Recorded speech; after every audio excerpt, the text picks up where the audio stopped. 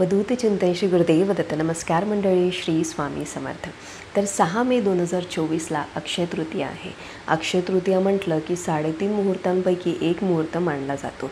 अक्षय तृतीया हा दिवस भगवान विष्णूंना समर्पित आहे. भगवान विष्णूंची सेवा करायची असते, पण त्याचबरोबर हा दिवस पितरांना देखील समर्पित आहे. या दिवशी पितरांसाठी जेवढं शक्य होईल तेवढी तुम्हाला सेवा करायची आहे. त्याचबरोबर 3.5 मुहूर्तांपैकी एक मुहूर्त असल्यामुळे या दिवशी आपण बरीच खरेदी करत असतो. तर खरेदी काय करायची आहे मी तुम्हाला थोड्याच वेळात सांगते.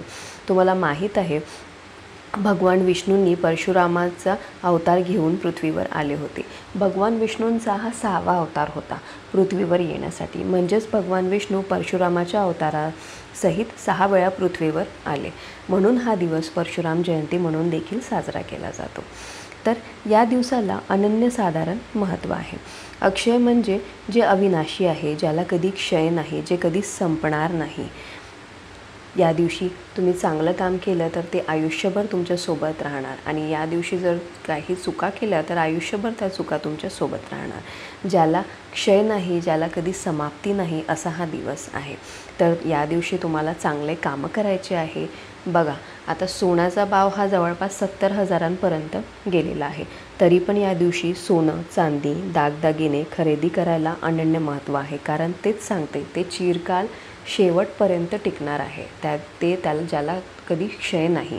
ज्याची इच्छा असेल त्यांनी आवर्जून सोनं चांदी तुमच्या यथाशक्तीप्रमाणे तुम्ही खरेदी करू शकता. बघा, आता सगळे सोनं घेतील असं नाही आहे, तुम्हाला सांगते.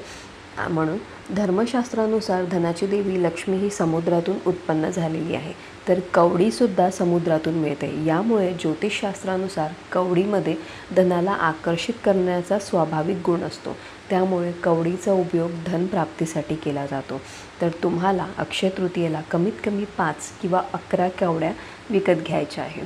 तुम्ही यथाशक्ती 5 किंवा 11 घेऊ शकता, आणि त्या कवड्या तुम्ही देवघरात किंवा मग तुमच्या तिजोरीत जिथे पैसे वगैरे ठेवता तिथे ठेवू शकतात.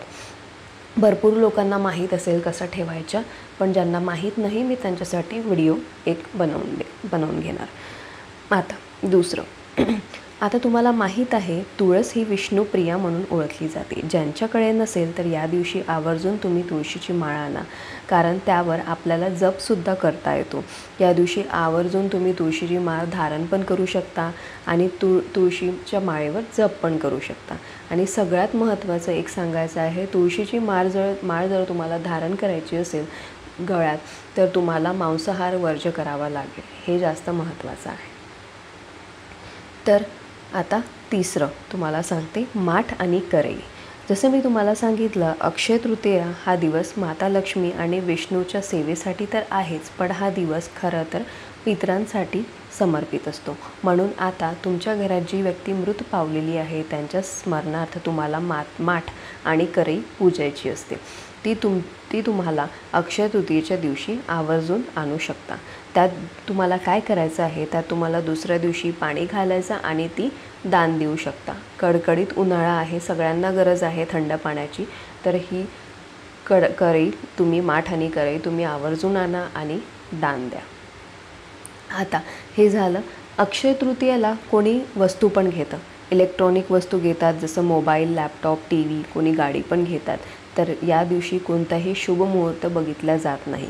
पण आता सगळेच लोक हे घेतील असं नाही आहे ना, त्यामुळे सगळ्यात आधी येतं श्रीयंत्र. बरेच लोक म्हणतात श्रीयंत्र घरात ठेवायचं नसते. मला त्यांना एक सांगायचं आहे, लक्ष्मी प्राप्तीसाठी आणि प्राप्त लक्ष्मी स्थिर राहण्यासाठी तर श्रीयंत्र हे असावंच. श्रीयंत्र हे भगवान विष्णूंचं आसन आहे. तर आवर्जून हे तुमच्या घरात असावं.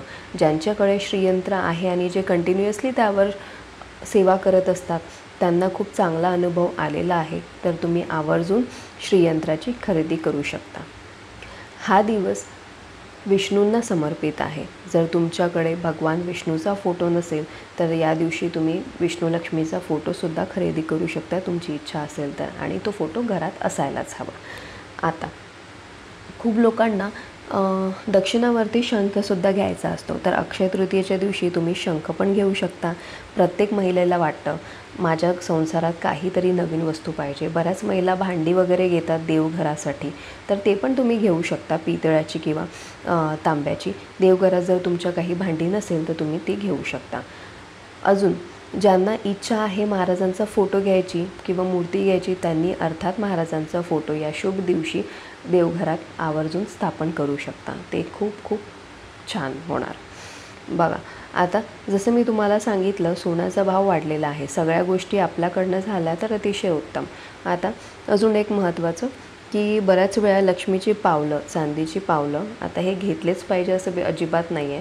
कारण ते पावलं घेतल्यावर त्याची काळजी घेणं पण खूप महत्त्वाचं असतं. जेव्हा तुम्ही उंबराला ती पावलं लावता त्यावर तुमचा पाय पडणार नाही आणि त्या पावलांना तुम्ही ओलांडून जाणार नाही, हे पण महत्त्वाचं असतं. म्हणून कुठल्याही वस्तू घेताना त्याचे नियम पाळणं तेवढंच महत्त्वाचं आहे.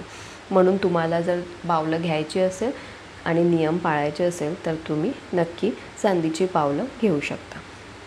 आता मी तुम्हाला सांगेल, श्रीयंत्र तुम्ही आवर्जून खरेदी करा. त्याचबरोबर जर तुम्हाला विष्णू लक्ष्मीचा फोटो पाहिजे असेल तर तुम्ही विष्णू लक्ष्मीचा फोटो पण घेऊ शकता. आणि एखाद्या देवाची जर मूर्ती तुमच्या घरात नसेल, तुम्हाला मूर्ती घ्यायची असेल तर तुम्ही ती पण खरेदी करू शकता. तर मंडळी, याच्यापैकी जे तुम्हाला शक्य असेल तुम्ही ते खरेदी करा. ज्यांच्याकडे तुळशीची माळ नसेल तर तुम्ही ते घ्या.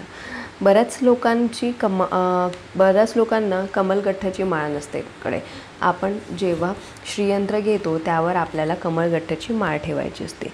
याचं कारण मी तुम्हाला सांगते. माता लक्ष्मीला कमळ अतिशय प्रिय आहे आणि माता लक्ष्मी कमळावरच विराजमान आहे. पण काय होतं, रोज रोज आता कोण कुठून कमळ आणणार ना. पण जे कमळगठ्ठाची माळ आहे ते कमळाचे बी असतात. ते 108 बिया म्हणजे माळ जर आपण श्रीयंत्रावर ठेवला तर एका प्रकारे माता लक्ष्मीला कमळ अर्पण केल्यासारखं होतं. म्हणून मी सांगते, कमळगठ्ठाची माळ तुम्ही आवर्जून आणा आणि त्यावर तुम्ही जाप पण करू शकता, देवीचा जाप करू शकता. तर या पद्धतीने तुम्हाला यथाशक्ती तुम्हाला कमळगठ्ठाची माळ, श्रीयंत्र घरात असायलाच हवं आणि तुम्ही खरेदी करा. आणि मी सांगते म्हणून तुम्ही ह्याच सगळ्या गोष्टी आणा असं काही नाही. तुमच्या घरात ज्या वस्तू नाही आहे तुम्ही त्या गोष्टी आवर्जून वस्तू आणू शकता. आणि जर महाराजांच्या कृपेने सगळं असेल तर तुम्हाला काहीही आणायची गरज नाही, तर तुम्ही दान करू शकता गोरगरिबांना तुमच्या यथाशक्तीनुसार. असं बोललं जातं की अक्षय तृतीयेच्या दिवशी जे लोक दान करतात त्यांच्या घरात वर्षभर सुख समृद्धी टिकून राहते. म्हणून तुम्ही दान करा, वस्त्रदान करा, अन्नदान करा, जे तुम्हाला शक्य होईल तसं. तर अशा प्रकारे हे होतं आजच्या व्हिडिओमध्ये मंडळी. आजचा व्हिडिओ इथेच संपवते आणि प्रार्थना करते की महाराज तुमच्या सगळ्या चांगल्या इच्छा पूर्ण करू. आजचा व्हिडिओ आवडला असेल तर लाईक करा, शेअर करा, सबस्क्राईब करा. पुन्हा भेटूया एका नवीन व्हिडिओसोबत. तोपर्यंत श्री स्वामी समर्थ.